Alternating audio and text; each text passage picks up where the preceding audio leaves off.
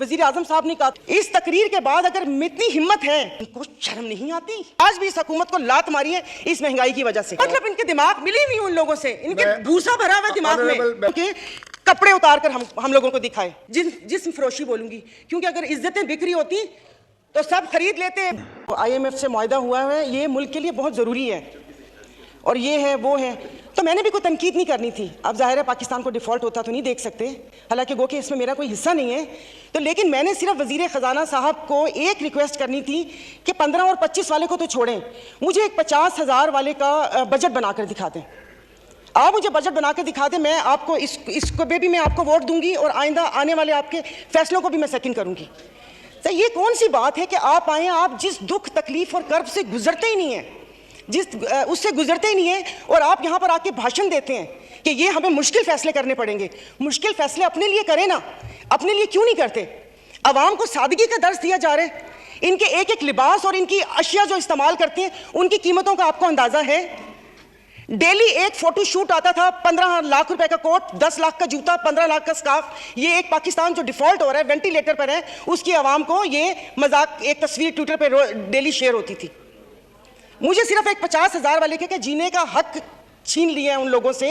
आप मुझे बताएं कि ये पेट्रोल के लिए यहीं पर ही थे। मेरी एक और आपसे रिक्वेस्ट है कि कोई ऐसा रूल है कि जो हुकूमत है वो यहीं बैठी रहे और अपोजिशन के वो बेंच हो जाए, क्योंकि मेरे ख्याल में इन बेंचेस में, इन चेयर्स में कोई प्रॉब्लम है कि यहाँ पर बैठने वाला बोलता है और वहाँ पर जाकर सुम्मुन बुकमुन उम्यून बन जाते हैं ये लोग, इनकी जुबान नहीं चलती।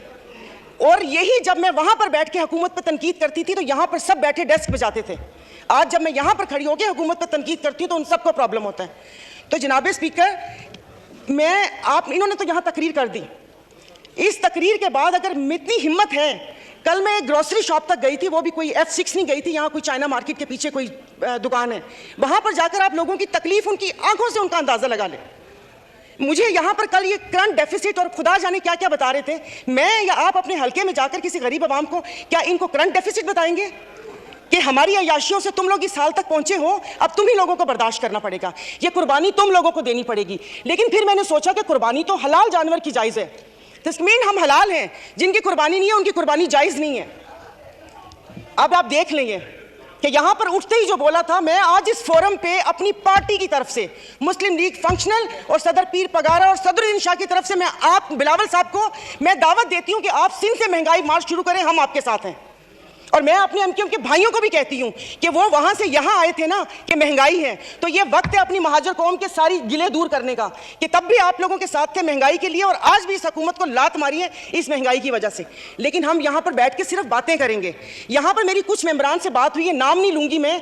एक से मैंने कहा कि कल तुम डेस्क तो ना बजाते, सुन ली थी तकरीर, कहता गरीब पैदा क्यों होता है, गरीब का कसूर है।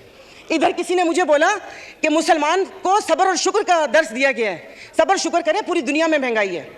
मैं टिम हॉर्टन्स और क्या कहते हैं PSL का मैच देखने वाले और कराची 2 दरिया में खाने वालों की बात नहीं कर रही, मैं उसकी बात कर रही हूँ जिसके 5-5 बच्चे हैं और एक बाइक है, वो पेट्रोल भरवाएगा, दवाई लेगा या क्या करेगा। इन्होंने यहाँ पर वो कहते हैं कि शहद में घोल घोल के यहाँ पर सारा ये बजट बता दिया। मैं वैसे लिखा हुआ पढ़ नहीं सकती, इसलिए कि उसमें जज्बात नहीं होते, वो रीडिंग होती है। जैसे कल परसों ये वजीर खजाना साका साहब ने आके बिना जज्बात के यहाँ पर आकर कागज पढ़ के और ये जा और वो जा, दूसरे के ऊपर, और पीछे यहाँ पर बैठे हुए सारे पीछे डेस्क पे जा रहे थे कि उसने वो कर दिया, क्योंकि इनकी तो दुकान चल रही है। मैं उस दिन नहीं थी, मैं उनको खराज तहसीन पेश करती हूँ मुफ्ती अब्दुल शकूर को, कि जिन्होंने एटलीस्ट इन 2 वजारतों के कपड़े उतार कर हम लोगों को दिखाए।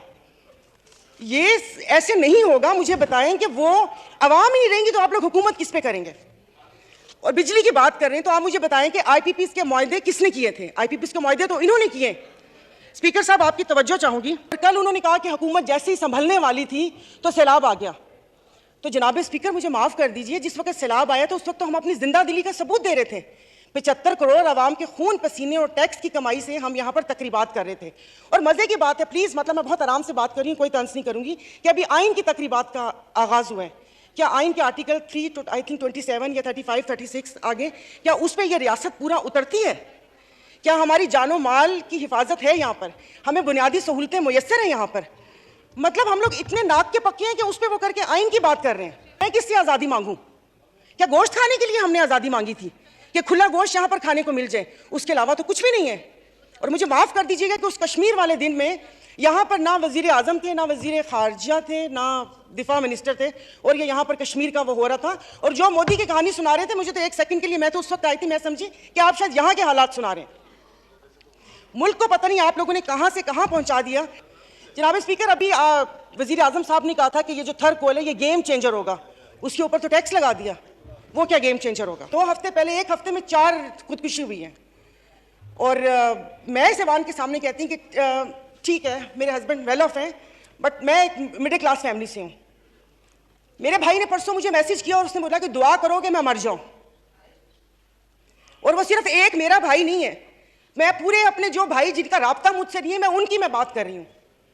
जब स्पीकर कल मैं गई थी, वो जिस बंदे ने 4 टमाटर और 4 आलू लेकर 400 उसके पास नहीं तो उसने पर्स निकाला, मैं शर्म से गड़ के मर गई।